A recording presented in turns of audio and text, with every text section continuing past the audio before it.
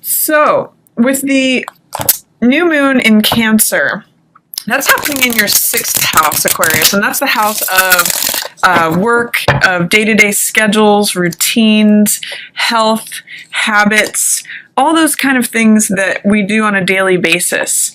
And with a new moon, it's a good time to begin a new habit, a new routine. For some of you, it may be a new diet, or a new way of working, maybe taking on a new role at work.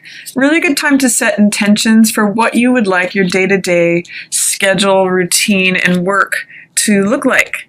So with a partial solar eclipse too, it can be a time where it's bringing things to the surface that are normally in our blind spot. Like that, you might have something where you've always wanted to have a certain schedule, but you haven't quite seen the way how to do it. And so this partial solar eclipse can bring some of that to illumination for you. You may get an aha moment where you didn't see something before and you see it now. And with this new moon in Cancer, there's a couple things going on with it in terms of what planets it is having an aspect with. It's in opposition to Saturn in retrograde, Pluto in retrograde. And Pluto is the planet of big explosions. I always use the image of a volcano with Pluto energy because it's sort of like everything that's been brewing beneath the surface explodes to the surface. It destroys everything in its path, and its function is to create new land and new life. So that is opposing the sun and the moon in Cancer. And the Sabian symbol that represents the degree that it's at says, or it shows a prima donna singing. So there can be a lot of people competing for attention on stage. It could be like ego battles. Pluto is always about, struggle and conflict so that we can promote greater harmonies. So that's one of the things that might be going on, is there might be ego battles and power plays, that kind of thing. But on the same day, at the same time, there is a grand trine in Earth. We have Uranus in Taurus, we have Saturn in Capricorn, and we also have Venus in Virgo. So the other option, other than getting involved in those dramatic battles, is to just stay grounded and to observe more like an audience member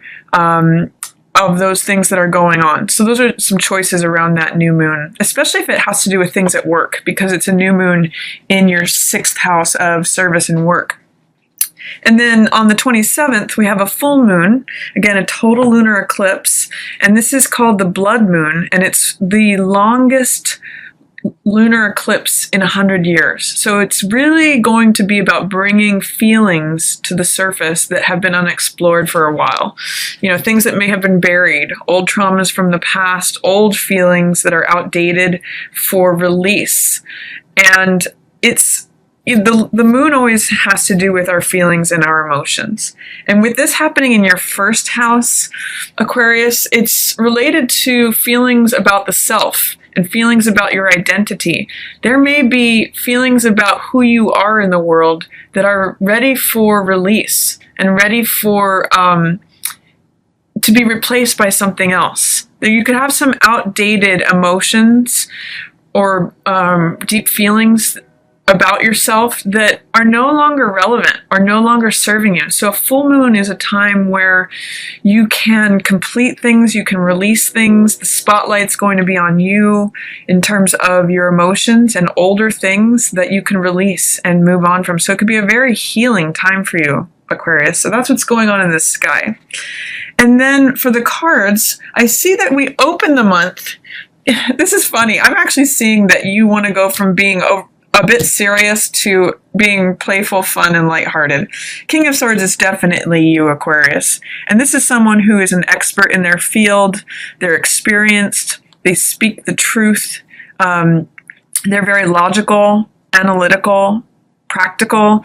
And with this in reverse, it's someone who is overly serious, or it's someone who isn't speaking their truth. It's someone who may not be being truthful with themselves, or they can feel a little bit heavy, a little bit dour, a little bit overly mental. You know, their mind is guiding and controlling them, but not in the most beneficial way.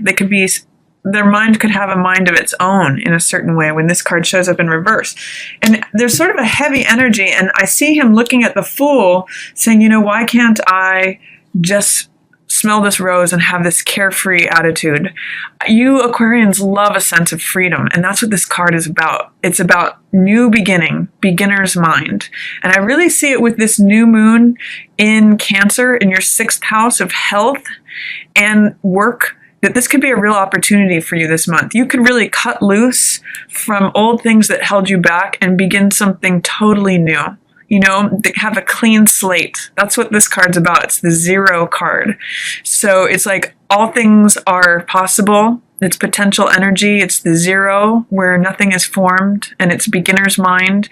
And Fool is very lighthearted. He's playful. He's carefree. He's full of laughter. And it's just like beginning a new adventure. So what I'm going to say for the opening of July, this first week here, is it's a good time to let go of any seriousness and things that are holding you down, things that are occupying your mind, and really see that life is new every day. That's what the Fool, you know, is able to see. Every time that sun rises, he's refreshed and renewed and ready for the new adventure ahead. So see if you can embrace that energy, Aquarius. It's here for you. I see that you may be taking time out to reflect on something to do with a relationship, especially if it hasn't been as joyful lately as it has been in the past, or if your status in relationship is not bringing you as much joy, vitality, and radiance. 4 of Swords has to do with taking a time out. It has to do with reflecting on things, thinking things over. And when I see 4 of Swords with the sun in reverse, I kind of see like you're maybe thinking about, why am I not happy? Or why am I not as happy as I could be? Why am I not as joyful and radiant as my life could be, full of sunflowers and relationships, you know, friendships or romantic relationships with the sun shining on you?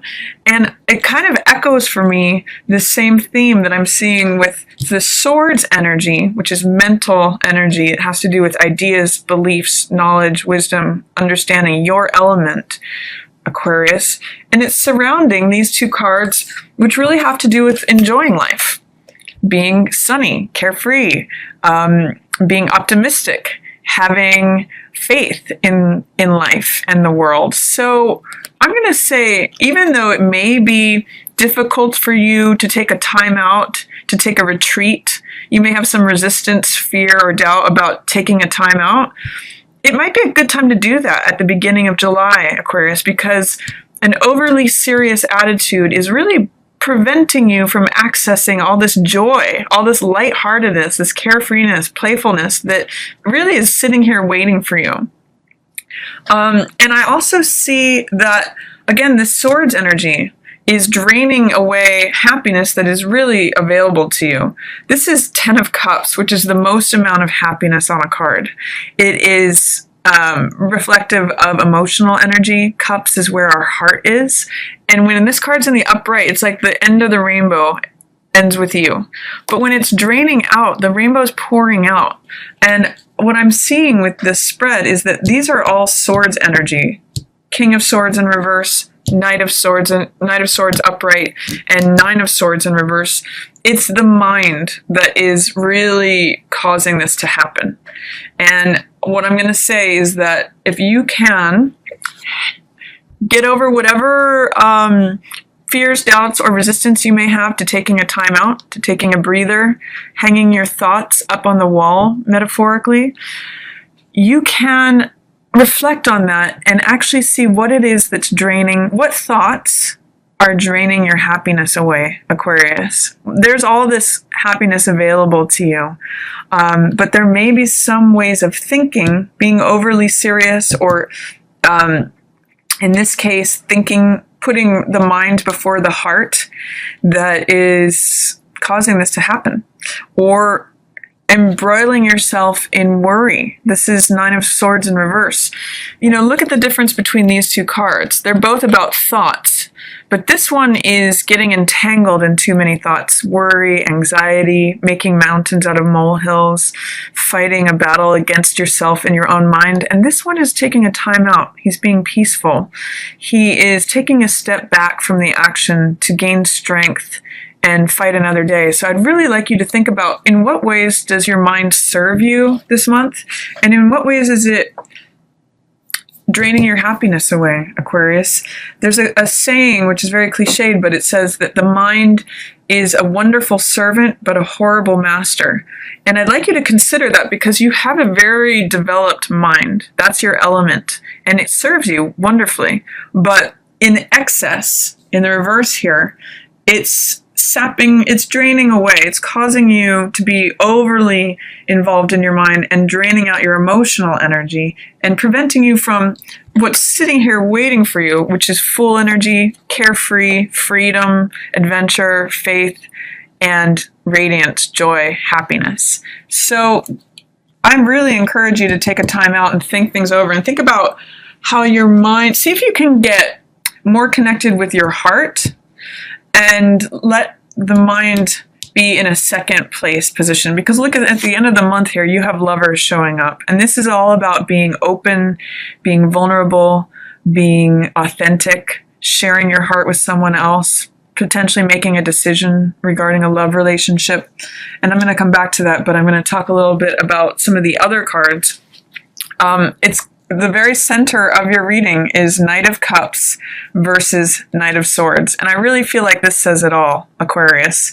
Are you going to be the person who rushes into things and thinks of, you know, is concerned with being right, is concerned with having the sharp retort or the quick word, the quick reply without considering someone's feelings? That's Knight of Swords energy. Or are you going to embrace Knight of Cups energy, which is sensitive and caring and sharing your heart or receiving a love offer? That's what's here for you. And these two are kind of battling it out. It's kind of mind versus heart is what I'm seeing. And as long as this mind energy wants to be in charge, this is what happens. The emotional energy gets drained away, Aquarius. So just be aware of that. Again, that the mind can be a wonderful, wonderful servant, but it's a horrible master. So I'm going to encourage you to see who wins out in this battle, the mind or the heart. It's up to you.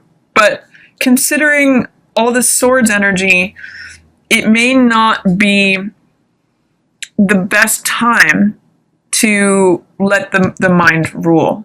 Maybe try connecting with your heart more, and you've got a lot of things opening up. You've got 10 of Cups, the most amount of happiness available. Fool, being open, carefree, lighthearted. Sun, feeling vibrant, motivated, optimistic, sunny. And King of Cups, which is a love offering, wearing your heart on your sleeve, presenting and engaging with emotional energy. So a lot of good stuff. I also see Hierophant in reverse here. So this means that it may be doing something in an unconventional way for you, doing something that is not normal for you.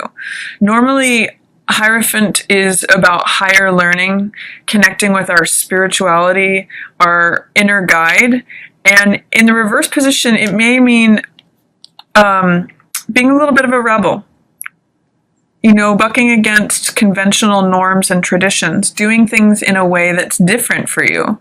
So if you always rely on your mind as the way to get you through, I'm going to encourage you to do something different. Open, and trust your heart. See if you can get comfortable in that, because there's good things ahead if you can do that.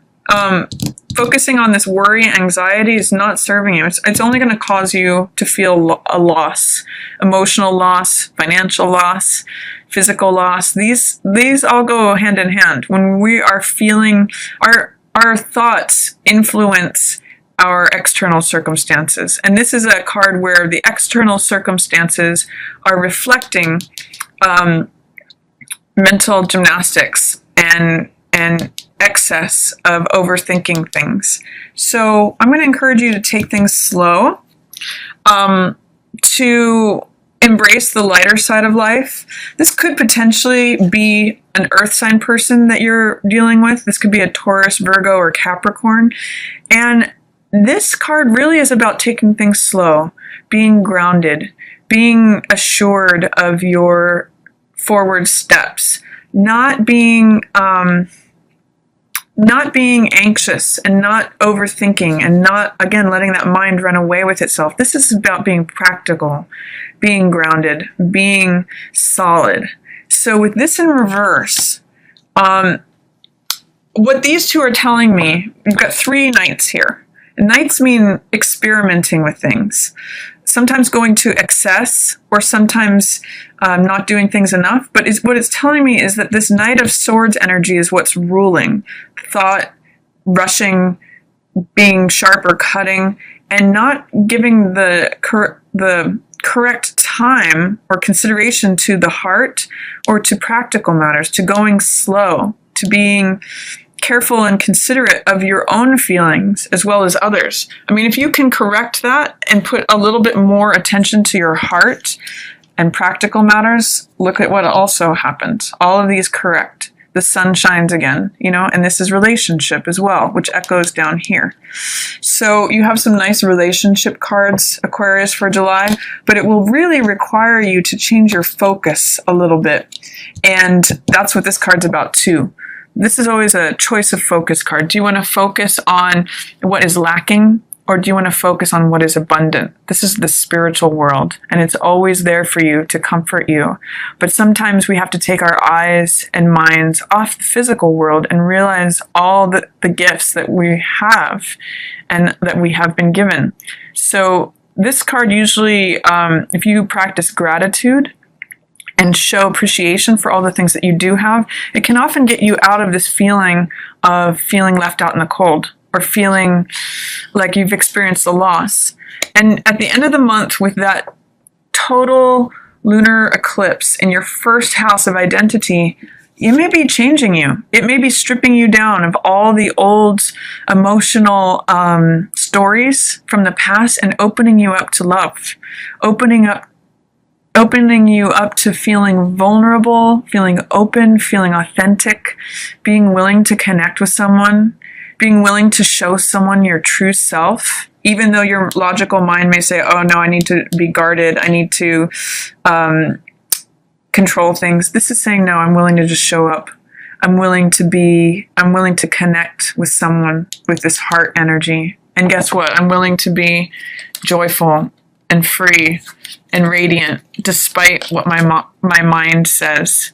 You know, I'm willing to receive this love. So there's beautiful energy here for you, Aquarius, but it's almost like you have to get your mind in its right place, in its rightful place, not as the controller, but as the servant, in order to get to this. So I'm going to just leave you with these 2 cards head to head. Who's going to win, Aquarius, in July? Is it going to be thought, or is it going to be emotion? And you get to choose that.